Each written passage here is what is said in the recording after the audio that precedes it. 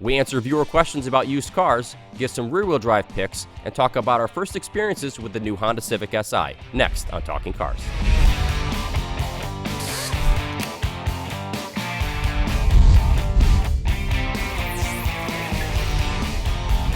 Hey everybody, welcome to the show. I'm Mike Monticello. I'm Mike Quincy. And I'm not Mike, I'm Jake Fisher. That's true.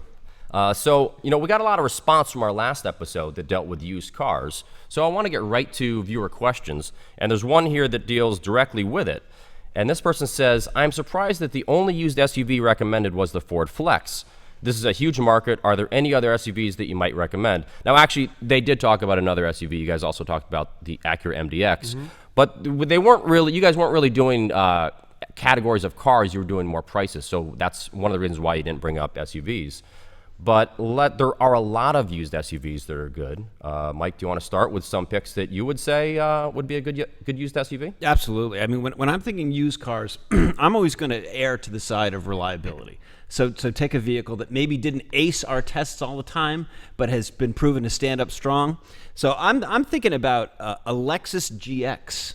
Kind of flies under the radar. Kind of truck-based. I mean, not the most refined vehicle in terms of a ride, but has got great Toyota reliability. And on the same token, the Toyota 4Runner. Again, not a vehicle that we necessarily always love because it is truck-based. It is, rear-wheel drive usually, unless you put it in four-wheel drive. But it holds up well over time, and that to me is the key part about buying a used car. Yeah, I mean, when you're buying a used car, one of the main things is, they're kind of crazy picks. I mean, I'm looking at Jake's face. He's like, can you tell that? Recommend. They are a little crazy right. picks, and we expect that from you. We expect a little something different from Mike Quincy.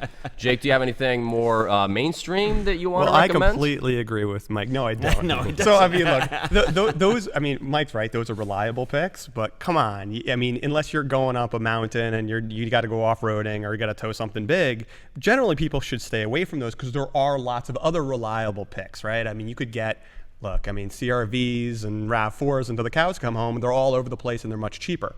But I would like to get into the fact that why weren't we recommending SUVs? I mean, we all know everyone likes SUVs and everyone's buying lots of new SUVs, and that's the market. There's a reason why. And the reason why is because you could get a lot more for your money in the used car market if you go to cars. Because those SUVs, because there's such a demand for them, they hold their value.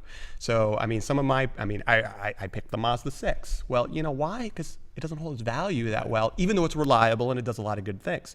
So in the used car market, sometimes you want to get that car that wasn't that popular, and you could get a lot for your money. So more for your money, you go with the car, is what you're saying. You get more for your money when you go for the car, but I mean, certainly. But you're kind of fighting against the tide.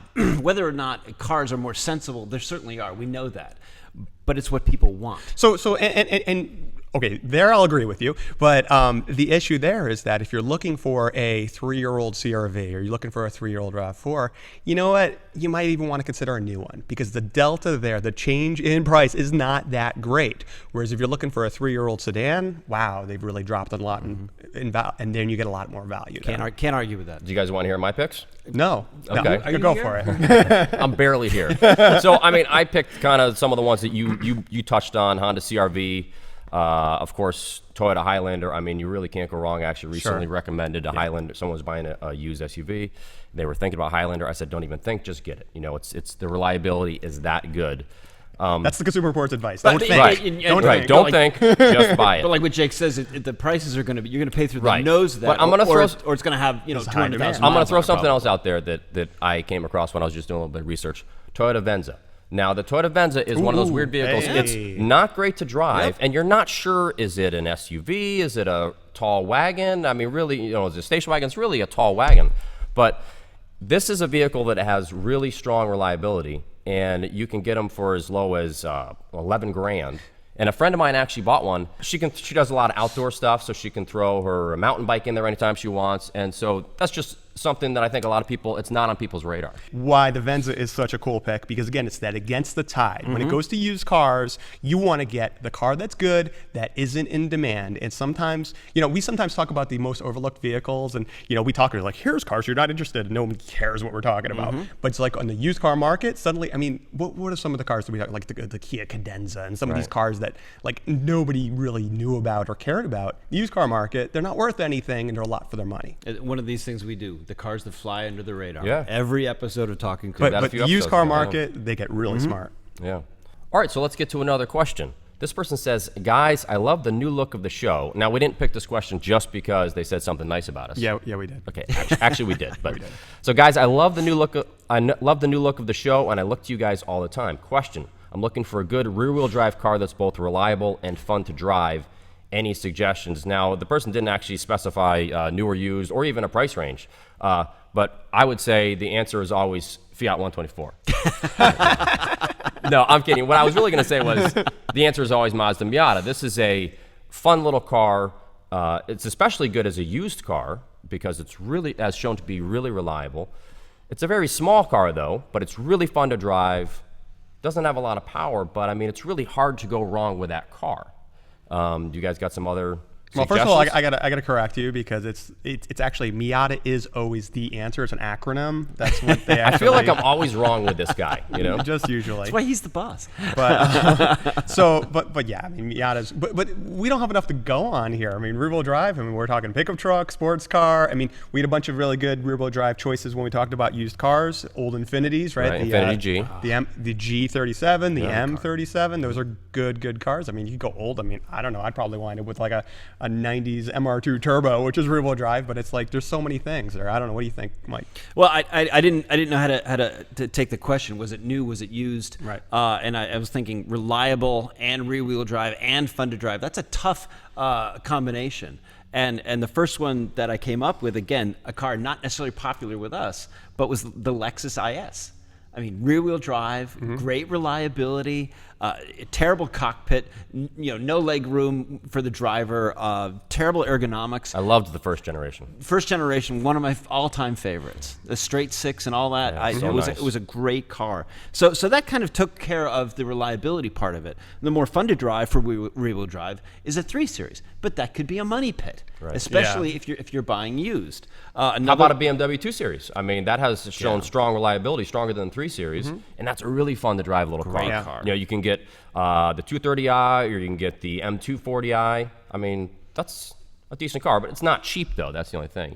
You're going to spend some money to get that. And car. you got to hand it to some of the domestic manufacturers. I mean, the Dodge Charger still rear-wheel drive, Cadillac ATS, excellent rear-wheel drive, but reliability nightmares. So the crowning one, and this is a kind of a pun here, the crowning one for rear-wheel drive, Crown Vic. an old Crown Vic. Oh, geez. Yes, that's it. Not fun to drive. Always comes easy up with to the get weird ones, parts, doesn't he? Or Yeah. if you're feeling crazy, a Mercury Marauder. Yeah. Oh my God. Yes. Okay. I'm just gonna let that go. All kinds of We're yes. going to move on from there. But what about, what I've, a lot of friends that I have with Miatas have actually switched to the Honda S2000 because they wanted the extra power. It's a little more car. Instead of trying to turbocharge your Miata, which can be a bit of a nightmare to have it still work properly after you keep it cooled after you turbocharge it. Let's take the one thing about the Miata that's universal. It's really reliable. Right. Let's throw a turbocharger. Let's mess that up. I did it, and it, was a handful. But the S2000, I mean, that's one of the world's greatest transmissions in there. Oh, sure, yeah. Would you recommend that car to someone for a fun rear-wheel drive car? Absolutely. I mean, if you're okay putting up with the ride, but I mean, you're really looking for something sporty, that car is amazing, especially the early ones that rev to 9,000 RPM. I know you really like the first generation, but even the second one still revved to 8,000. I mean, that's still... It doesn't go to 9 though. Nine is more than It's all 8. about 9. But super noisy. Yeah. Even on the highway when you're in the top gear. It's a serious machine. It screams at you. I remember buying the last one for our test program and driving it back from the dealer. and I was just astounded at how loud it was. I love that car, though. So good. I took it to some track days, and it was just fantastic. It's like driving like a sport bike on the street. It is. Right? I Yeah. mean, just, It also shows you that Honda once knew how to build really, really interesting and cool Yep. cars. What about the Subaru BRZ and Scion FRS, or now Toyota 86? The reliability has only proven to be average, but I mean, these are fun little cars. yeah, they are. I mean, if you're looking for new, they're not that expensive. Right. There's not a whole lot of choices in that market, in that price range, unless you go for Miata. When we have track days and an 86 or BRZ is available, it's always my first choice because you get everything out of it. It doesn't overwhelm you. Like a Miata, it doesn't overwhelm you with power, but the balance of it is phenomenal. When it gets to its limits, it's still controllable. Yeah, And that's what you want. You in a know car exactly. that takes You know the track exactly on. what you're going to get. I think if I was freshly minted out of college, first car, no kids, no house, no responsibilities, that car would be probably top on my list. Yeah. At this point, having like teenage boys in the house and dog house and the whole nightmare, it doesn't fit my life at all. But on a track, first choice. Yeah. Okay, let's stick with a used car theme. Here's someone who says, I currently own a 2007 Honda Accord, and I'm looking at used minivans. I like all-wheel drive, so I was looking at the Toyota Sienna. In my area, it's hard to spend $28,000 on a used Sienna when I could just get a Chrysler Town Country with snow tires for half the cost. What's your opinion? Is the Sienna worth twice as much money? And is a minivan with snow tires just as good in Western Pennsylvania, that's where this person lives, as all-wheel drive? What do you think about that? Well, first of all, I mean, snow tires, right? I mean, or winter tires. I mean, they make a big difference in terms of safety, right? They're going to help you stop. They're going to help you Even if you turn. have all-wheel drive, Even it's if you really have good all-wheel idea. drive, right? I mean, all-wheel drive does not help you stop. Exactly. I mean, we can't reiterate that enough. It doesn't help you go around the corner without sliding off. It helps you get going. So snow tires are great.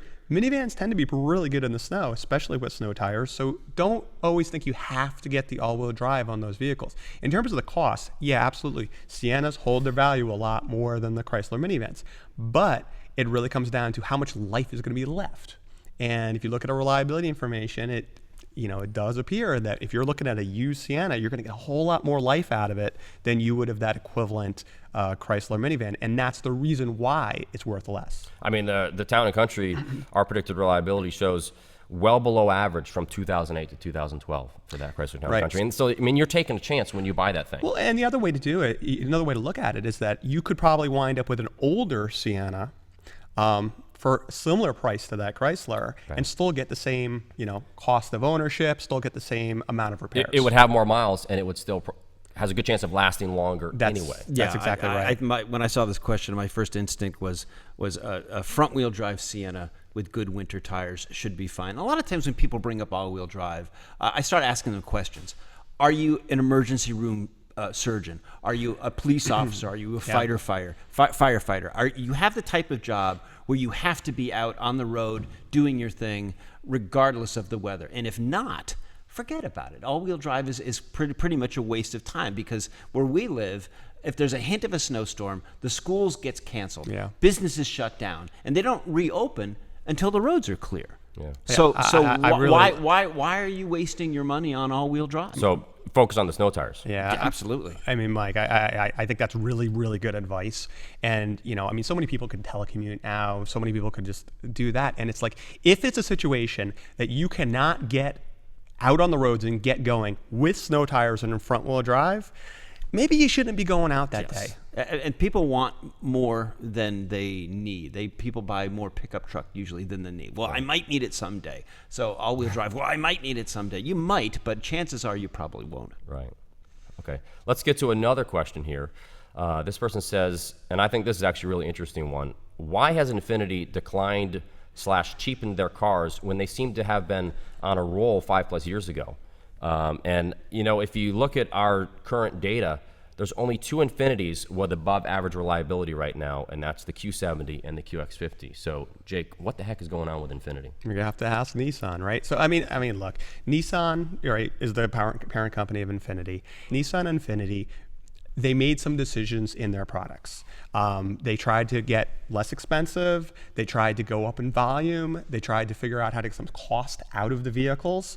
And it's apparent with the reliability of Nissans, which we've seen for several years, where it just really has dropped to well below average, even for below average for the whole fleet on average. But yeah, Infiniti, they've taken the cost out of these vehicles. So in some ways, they've kind of upped some of the volumes, trying to make them more cost competitive, but it's a choice. So, I mean, if you're looking for, I mean, if you think about Nissan, I mean, again, go, Nissan Infiniti, you think about Nissan, the four-door sports car, right? These old Maximas from the 90s, that they're all still on the roads. The car was so good. Today's Nissan are not super reliable, and today's Infinitis are not that real sporty experience that you used to get with the Gs and the Ms. It's such a shame. Yeah, and I think about there hasn't been one automotive manufacturer over the last 10 or 15 years that has always been able to like keep their edge. There was a time when the E-Class was a great sedan. We're less enamored with the redesigned model. There was a time when BMW made everything that was great. The 5 Series of the early 2000s was one of the best cars ever. And then it went down. It wasn't as much fun. The controls got crazy. That there isn't one manufacturer. And they're not as fun to drive The anymore. steering lost the steering feedback. And so Nissan is kind of following the similar trajectory. That's a hard word to say. Well done. I will say that I think the Rogue was a good effort. I think the current Q50, which we all still sometimes refer to as the G, right. I think that's a good effort. I think do like that Nissan. car a I think lot. Nissan is showing some signs of life, but really they're just not as captivating as a brand as they used to be. Well, so I mean, just to kind of hang on what you're talking about, I mean, you're right. There's ebbs and flows of all these automakers, and yeah, I mean, those some of the new Nissan products are okay, but they're not the top in the class. And what's interesting about it is that while these cars kind of go up and down as manufacturers, the perception of them sticks, and that's why you got to stay on the market because, like, I mean, we talk about Hyundai Kia, for instance. People are still thinking about 1985 Hyundai Excels, and it's like, no. Move on. Move on. They have changed. So Great so point. some get better, some Yeah. get worse, but it is a moving market. Well, let's switch to another topic. We recently bought a 2017 Honda Civic Si. Now, this is the first Si to ever be turbocharged. So this is a big deal. I mean, No, actually, lots of SIs have been supercharged. just not by the factory. Exactly, yeah. So, we've already done a first drive on it, and we have a video up that actually generated a lot of response. And it's one of those cars, I think that the people who are most passionate about these cars are the ones who have owned them before. So, Mike, I actually want to start with you because I know you had a Honda Civic Si years ago, and I want to start with you to see what you think about this new car. Is it, in the Si vein? Yeah, my first new car ever was a 1987 Honda Civic Si. Little 3-door hatchback, 5-speed manual. I didn't even get air conditioning. I put my own radio in it. It was the most amazing. I loved that car. So obviously I had high hopes for this new one. I had a chance to drive the new Si, and I got to say, I think Honda is like back to making really good engines. The 205 horsepower that this one produces is just, it comes on seamlessly. You hardly even know it's turbocharged. I thought it was responsive. I liked the shifter. I liked the steering. I liked the seats. Dismayed that it's lost its handbrake, which is always fun in a snowy parking lot. And of course the controls are horrible. There's no Infotainment's rotary terrible. tuning knobs, Yeah. which drives me batty. But This car's about the driving. other than that, I really like it. I like it a whole lot. And when we talk about comparing it to the hot Focuses and the GTI, I'm putting my money on the Civic Si, if not only for really good fuel economy, for probably pretty good reliability. Yeah, now it seems like, SIs in the past were maybe a little more known for the engine than their handling. This one, I think, it's really more about its handling than the engine. Would you agree with that, Jake? Or, I don't think you and I talked a little bit before the show. I don't know if you're quite as high on the car as Mike is. Well, look, first of all, reliability, the first year of the redesigned Civic has been below average. So, He's always a downer. No, Jake is right. That's a Debbie fair Downer. point. You kind of can't just ride on its reputation. The reputation of Yeah, Honda is great. absolutely. But what have you done for me lately? I mean, Honda's been a little bit spotty. I think they'll kind of work it out. I wouldn't be surprised next year they're going to get it together. But to me, it's like, look, the Civic really came a long way this last generation, okay? I think it's a much more grown-up car, feels much more substantial. They did a lot of things, right in terms of handling. This Si, to me, is kind of like a half step up. It's Well, not, that's because you got the Civic Type R coming, so that's the full step. Well, it is, and you're exactly right. So it's kind of like, it's almost like the Civic Sport. I mean, it's really kind of like a couple more horsepower. It doesn't feel substantially different from a normal Civic.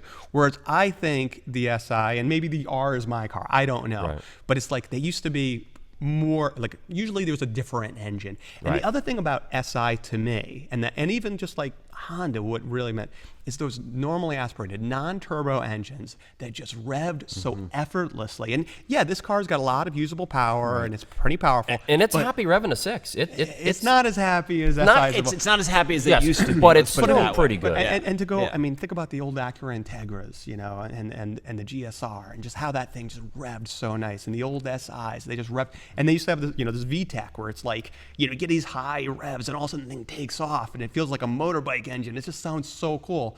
You don't have this anymore. You kind of have normal. It's more of a GLI. I think we're in a than new it world, is- we're in a new world of turbos, and unfortunately, it's been proven that it's hard to get a turbo 4-cylinder to sound really, really good. It But can why, be done. why would Honda take something like a sweet VTEC? That whole mentality, or maybe it's just Fuel the economy. label of VTEC, Yeah. and kind of like walk away from it. But they were very fuel efficient. So I mean, But they were unlike any other 4-cylinder out there, and now you don't you don't hear. But I think it's there's. gone. I mean, my take is more broad stream appeal. Okay, the Si definitely is to a bigger market because you don't have to rev it so high. You don't have to work the gear so much. It builds power from like 2,500. Yeah. You floor it, and it's actually got some power down Yeah. there. You drive around tons. town and you could be in third, you could be fourth, you could be fifth. It doesn't even matter. It used to be you kind of had to do it. So it's a broader appeal vehicle, just not as exciting when I drive. Yeah, well, I found it. I agree with you to some extent on the engine that it's not as big of a power difference over the regular Civic as It's like 180 to 205. yeah, I which think. is so it's not a lot, Right. But it does sound better than the regular Civic Turbo, which really doesn't sound like much You're of gonna anything. change the exhaust anyway. True. Come on. This does need more exhaust. You can hear the engine, you can't hear the exhaust too much. The seats are great. The steering is really sharp.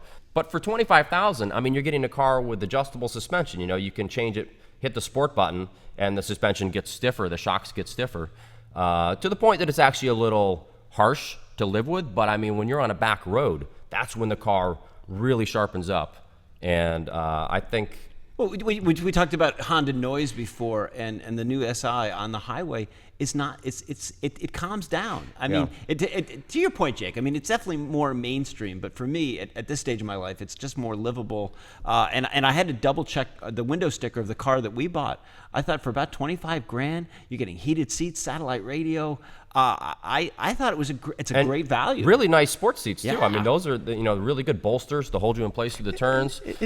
Decent shifter. It's a little. I was already not to like it. It's a little. But I drove it, and I was like, The I like shifter this is a car. little notchy right now, but it seems like it's like you told me it's already wearing in, which is good. But it's a I think little with a couple of plasticky, miles, it's plasticky gonna- sounding. Do you notice it'll that? probably Is smooth. plasticky a word? I don't know if that's a word. but- It's a word now. okay. But the adjustable dampers, I don't know. Can't you just make the car handle and ride good? I mean, like you hit the button and the steering wheel gets really stiff to turn. Look, you get a Mazda. Give me a Mazda 3, not a Mazda 3 GT or anything special, but a normal Mazda 3. And you know what? It steers great. It handles great. It rides decently. It does it all well without the button and all the gimmicks. Here's what I'll say.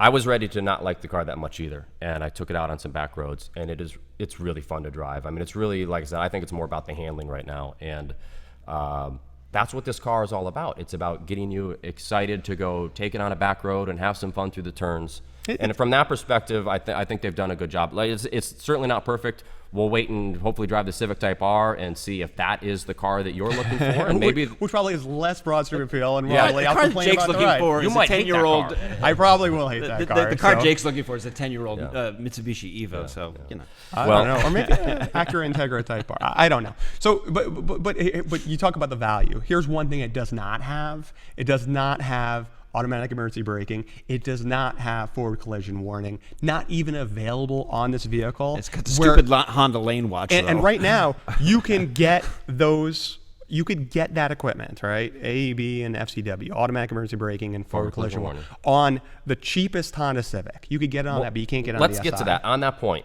we got some questions recently about that, and here's what some people said. They said, these are some viewers that said, Automatic braking is impossible in a manual-only car. And we're going to get to your response about this, Jake. And then another person says, it's important for people to know an automaker cannot put forward collision warning with automatic braking on a manual transmission vehicle. This would mean if those systems intervened on behalf of the driver, bringing the car to a full stop to avoid a collision, the car would stall. This is a liability issue for automakers since it takes steering and throttle away from the driver since the engine is stalled and off. Honda would love to make these features standard, but it's a lawsuit waiting to happen. And you know what? That's just simply not true. We've seen it in the Scion IA, which is now the Toyota Yaris IA.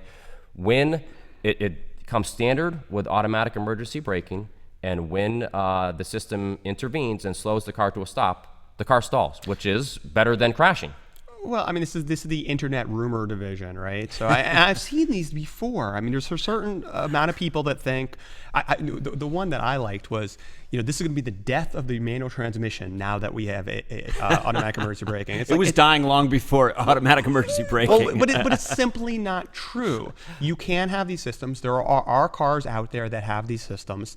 The truth is, the way automatic emergency braking works, and if you've ever had this operating on you, what happens when all of a sudden it intervenes, you know what the driver does? All in. They're all feet in. Yeah, they slam That's on what the you do with a clutch and they manual slam. transmission So realistically, it's not going to stall. If for some reason it does its thing and you're completely unconscious, it'll stall. But if you're unconscious, you're not paying attention. And furthermore, I mean, the whole idea of that the engine stalls, it's like this horrible, horrible thing. Well, guess what? A lot of the cars that we have right now have engine cutoffs. So when you're idling, the engine goes off. And some of those cars, you can't steer so much. And then when you put some torque on it, restarts. It's just not. It's just not true. It will stop you. You could put it on manual transmission cars. That's not an excuse. Well, hopefully we've cleared that up. That's going to do it for this episode. If you want to learn more about the cars that we talked about today, click on the links to the show notes below. And as always, thanks for watching, and we'll see you next time.